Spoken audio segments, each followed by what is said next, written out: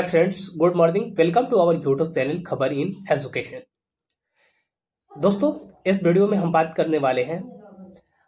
चार प्रमुख प्रमुख पॉइंट की, जिसमें सबसे पहला पॉइंट है कि आखिर दिसंबर सीटीईटी केस का फैसला यानी कि जो जजमेंट है जिसे रिजर्व कर दिया गया है उसका जजमेंट कब तक आएगा। दूसरा है सिक्स चरण 30,000 शिक्षक बहाली में जो कि ब्लाइंड केस के कारण नियोजन पत्र पर रोक लगी हुई है, उस केस की सुनवाई आखिर कब होगी और पिछली बार कब हुई थी। तीसरा दोस्तों, डाइट पीटीसी केस, जिसमें आप लोग जानते हैं कि 2011 वाले जो भी अभ्यर्थी पास हैं उनका डिमांड है अपना, तो उस पर हम विस्तृत चर्चा करेंगे। और चौथा और अंतिम कि ये जो 94,000 शिक्षक बहाली है इसे कब और कैसे पूरा किया जाए, जिसे लेकर आज है 14 दिसंबर। और 14 दिसंबर को आप लोग जान रहे हैं कि बिहार के पूरे 38 जिला में हर डीओ डीपीओ कार्यालय का आज घेराव रखा गया है। तो दोस्तों, अंत तक आप बने रहे मेरे साथ, और अभी तक इस चैनल को सब्सक्राइब नहीं किया है तो प्लीज सब्सक्राइब करके बेल आइकन दबा लें, ताकि बिहार शिक्षक बहाली और बिहार शिक्षा विभाग से संबंधित कोई भी जानकारियां होती है, अपडेट होती है, या फिर बिहार में जितनी भी वैकेंसियां निकलती हैं उससे रिलेटेड आपको हर न्यूज आपको मिलता रहता है, वो भी ऑथेंटिक प्रूफ के साथ। तो दोस्तों, देर नहीं करते हुए अब हम लोग स्टार्ट करते हैं अपनी वीडियो को। तो सबसे पहले दोस्तों हम लोग चर्चा करते हैं दिसंबर सीटीईटी केस का, जिसमें आप लोग जानते हैं कि पिछले 13 नवंबर को ही इस पे जो था फैसला उसको रिजर्व कर दिया गया है, और इसकी सुनवाई जो हो रही है जस्टिस अनिल कुमार उपाध्याय की खंडपीठ में हो रही है। और पिछले कुछ दिनों से लगातार ऐसा आयास जताया जा रहा था कि दिसंबर माह के फर्स्ट वीक में ही इसका फैसला आ जाएगा, जबकि शुरू में तो 25 नवंबर को ही आना था, फिर दिसंबर का फर्स्ट वीक सेकेंड वीक भी बीतने ही वाला है। लेकिन दोस्तों, अभी तक इसका कोई भी ऑथेंटिक प्रूफ नहीं आ पा रहा है। और कल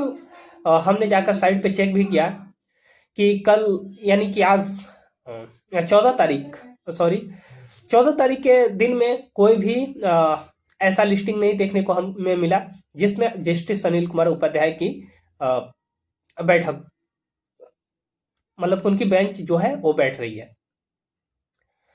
अब दोस्तों है बात कि मैं उस चीज पे वीडियो बनाया था, लेकिन अपरिहार्य कारणवश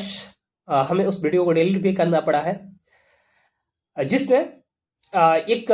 सूत्रों से मिली जानकारी के अनुसार मैं आपको बता दूं कि हो सकता है कि आपको कल यानी कि मंगलवार या बुधवार से जस्टिस अनिल कुमार उपाध्याय की जो बेंच है वो बैठे। और ऐसे में आयास ये भी लगाया जा रहा है कि दिसंबर सीटीईटी केस, जिसका इंतजार बेसब्री से 1 लाख युवाओं के साथ साथ सभी अभ्यर्थी भी कर रहे हैं जो कि दिसंबर 2019 में सीटीईटी का एग्जाम क्लियर किए हैं, और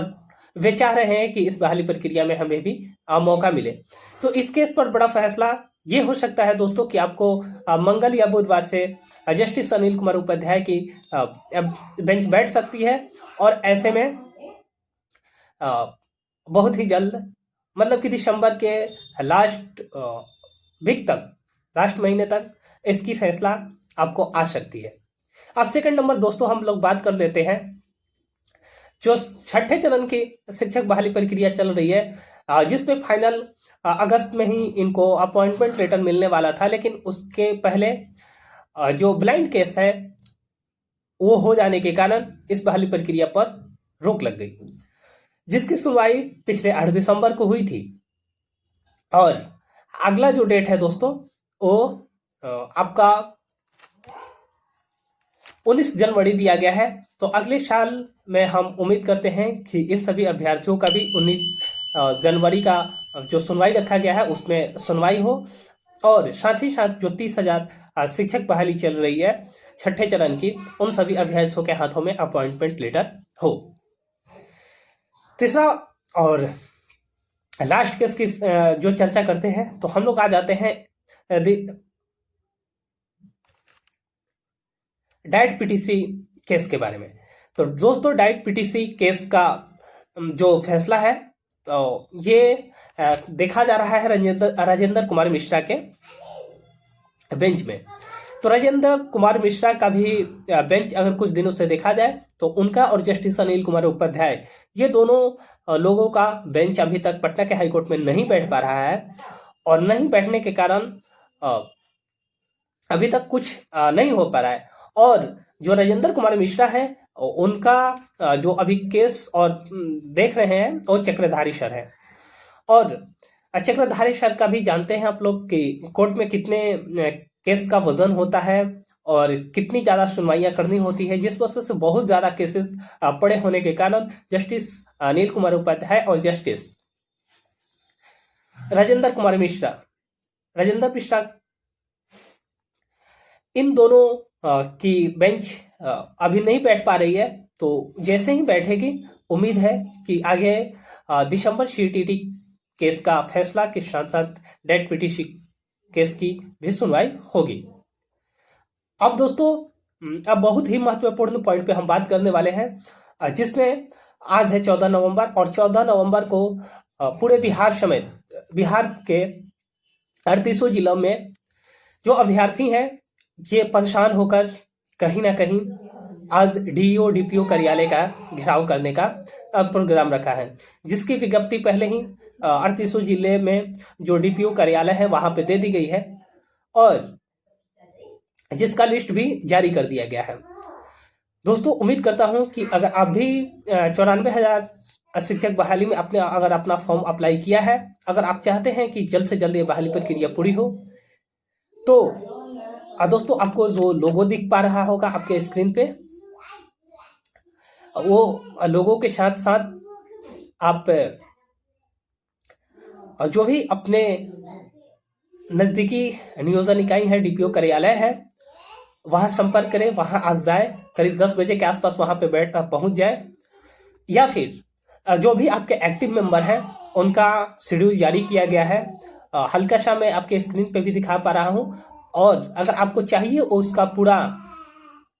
तो आप मेरे कम्युनिटी पोस्ट पे जा सकते हैं, या फिर मेरा एक फेसबुक ग्रुप भी है, खबर पल पल की इन एजुकेशन, और खबर इन एजुकेशन के मेरा जो लोगो है वो वहां पे लगा हुआ दिखेगा, वहां से आप उसे डाउनलोड कर सकते हैं और आपके जो नजदीकी जो एक्टिव मेंबर हैं उनका फोन नंबर लेकर उनसे संपर्क करके और आप इसमें अपना भागीदारी जरूर दें। क्योंकि दोस्तों अगर आपको याद होगा कि इस बहाली को शुरू करवाने के लिए न जाने हमारे कितने भाइयों ने लाठी खाई है, गर्दनी भाग का 2017 का वो प्रदर्शन जो यादगार बना, और अभी भी कुछ लोग ऐसे भी हैं जो निगेटिव थिंकिंग के होते हैं और वो अपने घर में रहना पसंद करते हैं और दूसरे के भरोसे हर लड़ाई को जीतना चाहते हैं, या फिर ये सोचते हैं कि ये मेरे लिए थोड़ी ही ना है, तो लड़ तो रहे हैं ना, अगर फैसला होगा तो हमारे लिए भी होगा, सिर्फ उनके लिए थोड़े ना होगा। तो दोस्तों अगर ऐसा हर कोई सोचना शुरू कर दे तो ये लड़ाई आगे नहीं बढ़ सकती है और आपको निराशा ही निराशा लग सकती है।